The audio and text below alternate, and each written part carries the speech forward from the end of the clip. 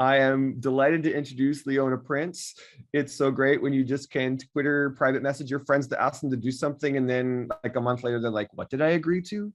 So thanks, Leone, for joining us, for being in this work together with us, for sharing your practice. And I'm just going to share your slides with everyone.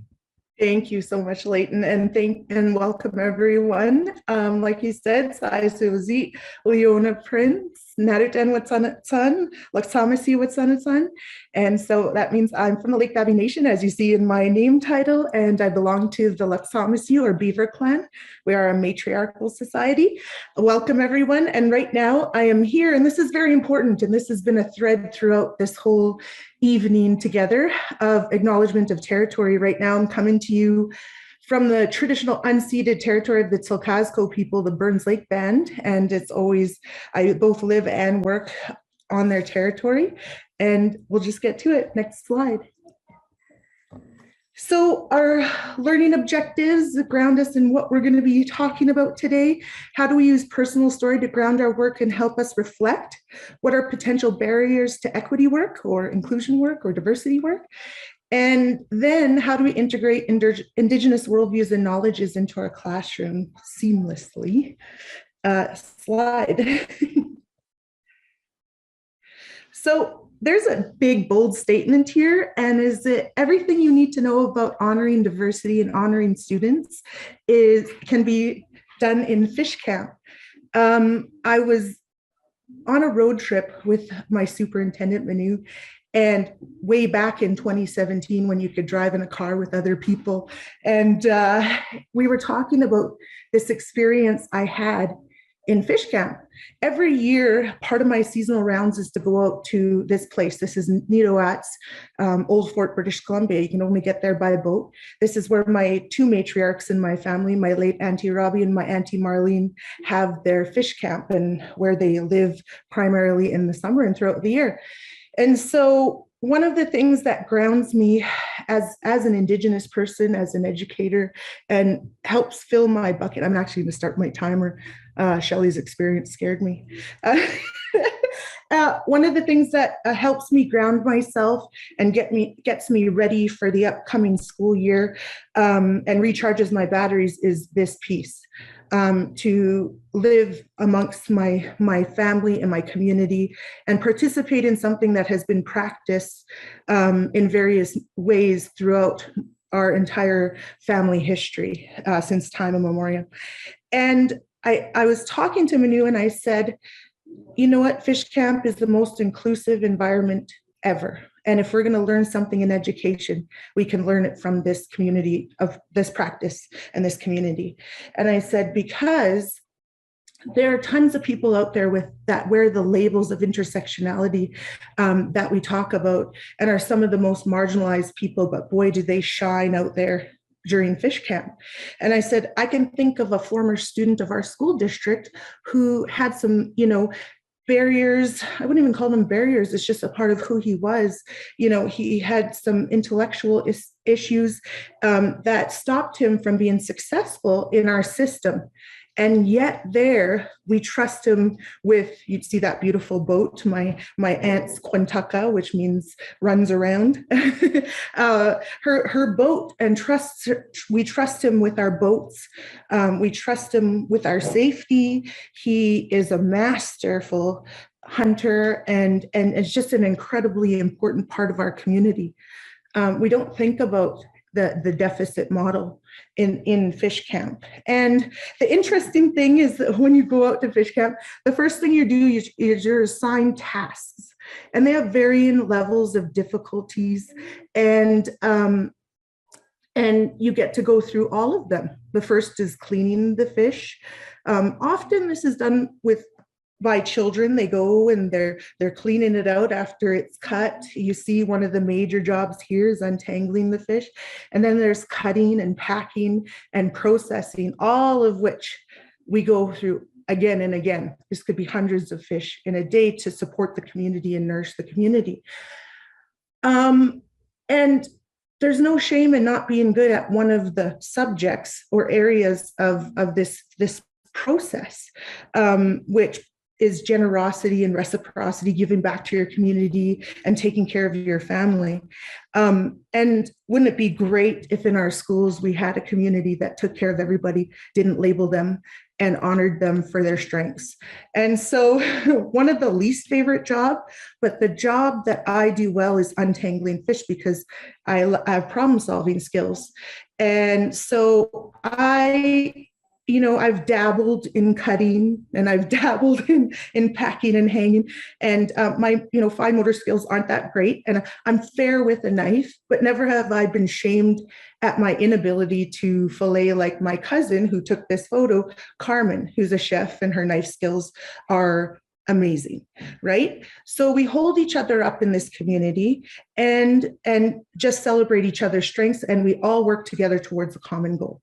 And so when I think about inclusion and I think about honoring diversity and perspectives in education, I think of Fish Camp. And if we can get to that place where there's no labels here, there is the honoring of people for their strengths, and a completely inclusive environment, I think will be better for it.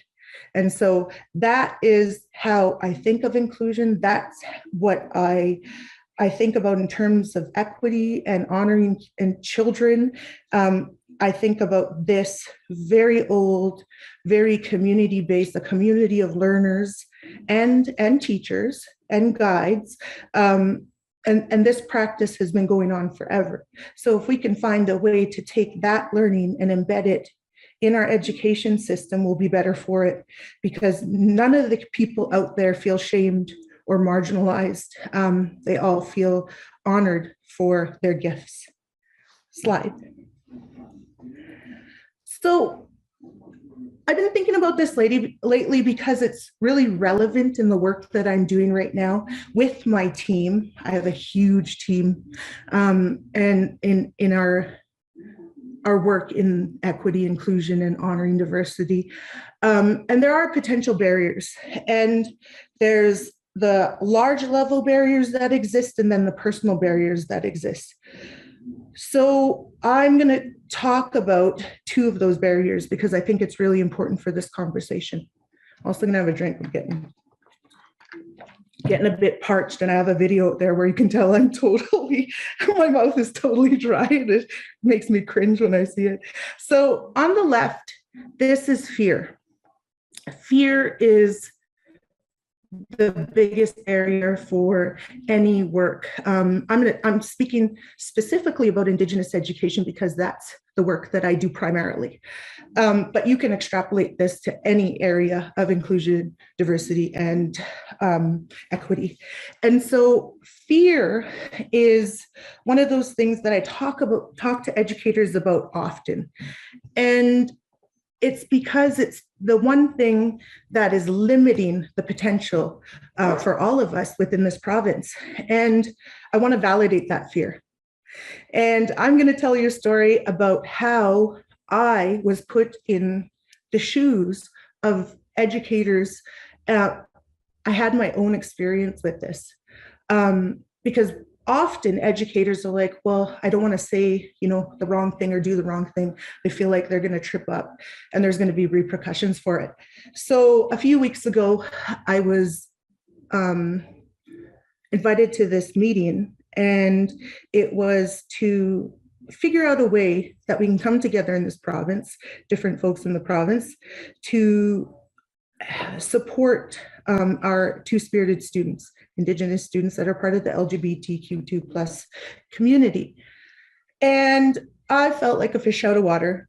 It was a completely humbling experience for me because I hadn't ever had to think about my heterosexuality and my, cisgenderedness, whatever. See, I don't even know the terms, but I'm going to make that the term. I hadn't had to think about that. And I hadn't even in my own metacognition about privilege thought about how this world was really built for me. And I had a fear in that space. I didn't want to take up space for those who are from that community. I didn't want to say the wrong thing. I didn't want to insult folks. I felt fearful. And so cut to the next week, I'm talking to my friend Manu, and I'm like, oh my goodness.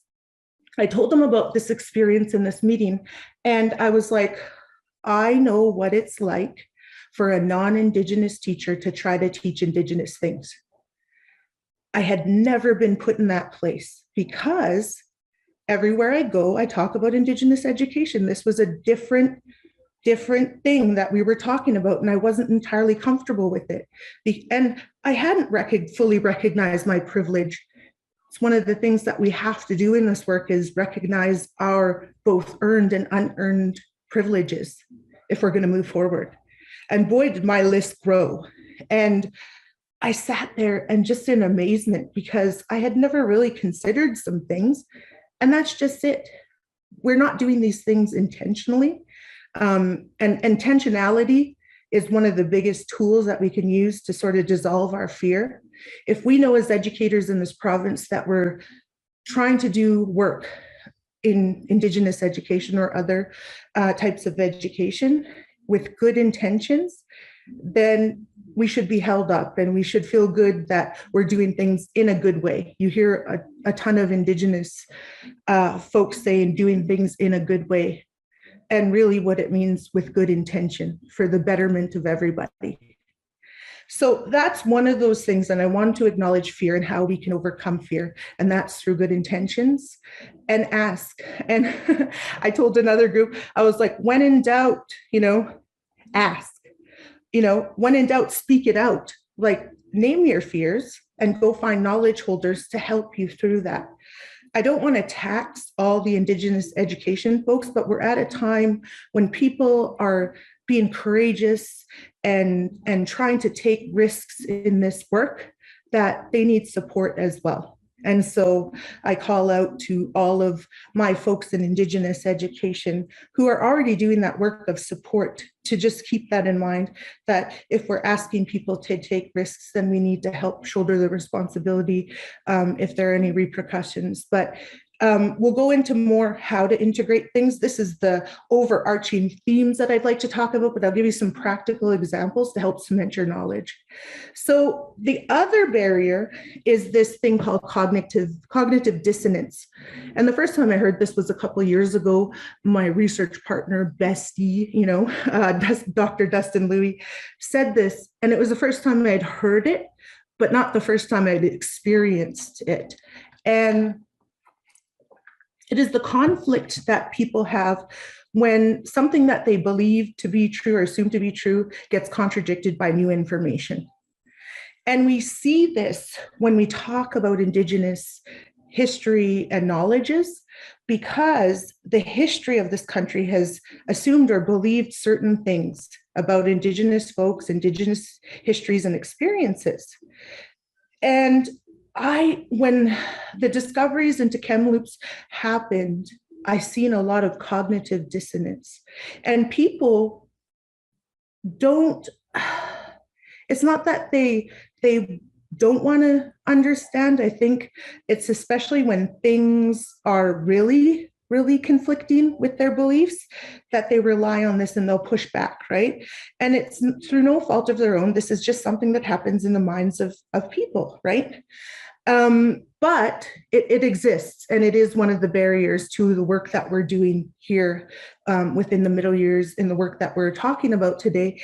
And one of the examples that I heard was, and it was really hard to hear, is well, I heard from someone that they had a good experience at residential schools. It's a hard thing to hear. That's jarring, especially if you've gone to residential schools or you're a child of someone who's gone to residential schools, because removing children forcibly from their home is trauma. That's it. That's the end of that argument. Everything that happened after that, I don't think is relevant. I think there's survival, trauma, and all those other pieces. So we're seeing a lot of cognitive dissonance in the area of this work because it really is advocacy. It really is honoring children. It really is taking care of children and doing what's right. And for whatever reason, some people hold true, steadfast to some of their beliefs. And through no fault of their own, there's been a huge legacy of these beliefs. And now we're learning new things, and it's testing those beliefs and assumptions. And that's the phase, or the era that we're in right now. Slide. So my work has to do with Indigenous pedagogy and equity. And lately, we've been using this framework to help educators. You can use this district-wide, or you can use this in your classroom. And it actually was, I'm glad that I spoke after Shelley. This is a little bit nod to Shelley's early work when she talked about entry points. And I always loved that idea, because we talk about entry points for students, but educators also need them as well. We need to acknowledge what the entry point, and it really is a reflection of the learner's needs. So in this case, what we've been doing is we identify an entry point. And the example that I'm about to give you, which is land-based, is land-based learning. We want our entry point is, how do we get our children onto the land and to learn, which is awesome, because that's what you talked about last year. I was so excited when you said that. And what Indigenous knowledge are we drawing from? Right? And most importantly, this can't be a flash in the pan or performative. It needs to be sustainable. We really like things that take an Indigenous knowledge, and it's not the one-day thing, although I do understand that people are on a spectrum. They'll do, integration, indigenization, and some of the other pieces, but we all have an entry point into that as well. It's a spectrum. But one of the things that we need to understand is that things need to be sustainable. And the best way to do that is through embedding Indigenous knowledges through value. Values, plural. Can I get next slide? So one of the things that we're presenting to our folks here in School District 91 is KO land relationships. And I'll explain a little bit what a KO is. So in our Bathlats, or our potlatch system, we have hereditary chiefs. And each of the hereditary chiefs has a KO, a land of area, and it's mapped out beautifully, that they're responsible for. And when we were looking at KOs, again, my research partner, Dustin, came up with these knowledges, and they're from the 14 nations on which SD 91 is on. And so there are four main principles of the KO land relationships that people have, Indigenous folks here, Nadoden, Wet'suwet'en, and Dakelh people have with the land. And the first one is that if you hold a KO, and you're a Deneza or Zekeza, which is the female and male hereditary chiefs, one of your responsibilities is to walk the land. Once a year, you have to go out and you have to check the land that you're responsible for. That's that stewardship piece. This is why I loved all your beautiful explanations of land acknowledgement. Here's a way to decolonize that and embed that into your practice as an educator by taking that land acknowledgement and putting it to practice. And in any of the areas that you're in within BC, they'll have land relationships. You guys acknowledge the land from all the territories that you're from. Find out what the land relationship is for those local peoples, and embed that, the values of that within your practice. So the second, tell stories from the land. Oh my goodness. Oh, I'm just going to let you know the recording's paused. I don't know if that was intentional. No? Okay. So the second piece is tell stories from the land. When you go out and you're doing all of your stuff on the lawn, you come back and you tell stories from it. And I've seen this in person. This year I went out with my partner, Sean, onto the land and hunted for the first time. I'm a berry picker. I'm not a hunter. So I learned tons. And I noticed that this is still ingrained practice within our culture. As soon as he got back, he texted and phoned his dad, either texted or phoned, and told what he's seen where, if there are any changes, especially on his father's trap line, what those changes were, and reported back and told stories from the land. Told funny hunting stories that we had, but definitely storytelling. Restore self from the connection to the land. And I already told you about going out to fish camp and how that reinvigorates you as a person. And when you're out there with your classrooms, you feel this too. You restore yourself. It fills your bucket, fills your cup, however you want to put it, but it's there, right? So you have to be purposeful in being restored. You know, I was joking the other day, I was like, all of a sudden they're calling it forest bathing, but BC, we forest bathe everywhere, right? And so that's it. A purposeful connection to the land and being refilled by it. And then the fourth principle is speak on behalf of the land. And we see that the land, it needs someone as a spokesperson. It really does. And we know that to be true. And so here are 4 KO principles. If you think about this, if you're a teacher within my school district, you can use these 4 principles in your practice. This is local knowledge, and that's what I want to stress, local knowledge. Am I telling you to participate in the ceremony of Bathlats? Go for it if you're invited, please. By all means, if you're invited to a potlatch, attend. It'll be a rich experience. I'm not telling you to hold a potlatch. I'm not telling you to own your own KO unless you have land and you want to maintain it in that way. But what I'm telling you is these are the 4 values of land that exist within our territories. And you as an educator can embed that into your practice. And that's the way you can acknowledge the land fully. When you say the words, here's the action for those words. And so I think it's incredibly important, the things that we were talking about today and how it's all synthesized in this idea of land relationships. There's many more examples. If you read, coming up, Sarah talks about potlatch as pedagogy. There again is values. She's not telling you to, to do all of these ceremonies in the class. What she's telling you is the values of that and how you can embed them into practice and make things meaningful.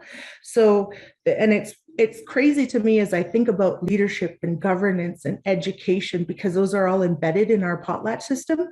But we can draw tremendous value from that in our school systems if we just look at everything from values and move from there.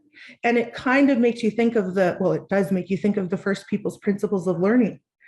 Those are showing you a way of knowing and being and doing. And so what I guess I'm challenging folks to do is to go seek out knowledge holders, or knowledge from published materials from your own local area, your own local environments.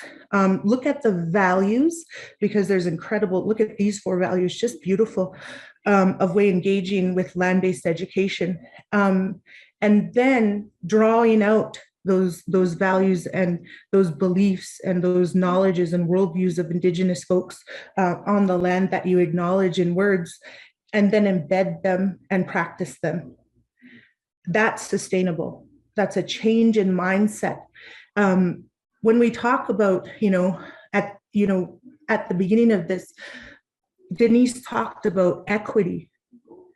And I will always maintain that the biggest gap in equity is our mindset. And the things working against it, like cognitive dissonance, long-held beliefs. Shelley talked about colonial medical structures. All of those things are mindset. So the equity gap for diverse learners in this province is in our minds. And if we are to deconstruct that way of thinking and reconstruct it to include all of the voices of these territories, both Indigenous and non-Indigenous, we're going to come to a place where our kids are going to have the most rich experience that honors them for who they are. And that to me speaks to equity and inclusion and diversity. And it's really interesting to me. One thing that I've been seen to be true in this province is that we still stay in our lanes a little bit. But what made my heart full today is to listen to Leyton talk about Indigenous things and not seem apprehensive. That beautiful land acknowledgement by Shelley, without the fear. Because sometimes, you know, at the beginning of this work, Denise talks about we would never hear that a few years ago, and I'm echoing that right now, because people wouldn't be so, you know, free to talk about those things. But those silos still exist.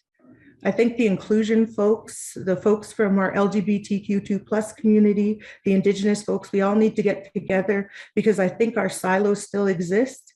I recently watched a video by Nikki Sanchez on decolonization, and she talked about this prophecy from her people, this Mayan prophecy of the time when the perspectives are coming together and we're starting to see through each other's eyes, and that time being now. And I see that in all the work that we're doing and all of the work that the folks in this series have come together to do. And I think one of the things that we need to do is start being brave and start having those conversations on behalf of each other and break down the barriers that exist in inclusive education. Masai. Let me see. Oh, 144. Snachalia, in our culture, well, we say Masai, and you'll see it in my emails and stuff if I send it to you. That's a derivative of French merci, but Snachalia, and I've said this before, is a bigger thank you. It's deeper. It's you honor me with your presence. You know, again, time is so important to educators, so it's an honor for you to share time and space with us. Masai, everyone, have a great evening, and thank you for having me. Thanks, Leona. So powerful to have your voice in the space and to bring together our beginning session in a way that helps us think about a decolonizing practice and indigenizing practice as relationship with the land, and that we can connect to the land and be in the land and look at being well as something we can do in anything in our teaching that moves us out of the school and into education in a way that respects our local ways of knowing and being, and helps us to over time connect with and build relationships and come to understand local knowledges. Thank you. I raise my hands. My computer's on my knee, so let's see if it can stay. Oh, it's rocking. There we go. I raise my hands to you. Folks, we are coming to the end of our first session. How is that even possible? Our second session, we'll have Sarah Florence Davidson with us, and we'll be looking at some of the things that Jen popped into the chat box when we were all in the larger room. I realized my answer went to just my small group, but we'll be looking at decolonization and indigenization and the relationships between them. So we'll also be looking at us in terms of welcoming Indigenous knowledge into our classrooms, thinking about protocol and engaging particularly with literacy practices. So exciting that we're going here, everybody. And Leona, thank you for talking to us about moving past fear and into action. You talked about bravery, and much of the literature around equity and diversity is that you can't make a safe space, everybody, but we can build brave spaces where we make spaces for all of our voices to be present, and that we're all uncomfortable, and that's okay, but recognizing for some students, some spaces are more uncomfortable. And so we're working to address that versus just claiming that we got it or thinking that we can't do it. We can do it together over time. Thank you to Leona. Thank you to Shelley. Thank you to Denise. Thank you, ST61. Thank you to the Lando Virtual Learning Center at UBC. And you will get an email in about a week or even less with a link to the recordings, a little bit cleaned up with a little bit less of my chattiness in the middle. Thank you, everyone. Have an incredible evening. It's been such a pleasure to be together, and I know you're doing hard work, but it's so fun to have these really deep, important conversations. Go get out on the land and get renewed. Good night, everybody.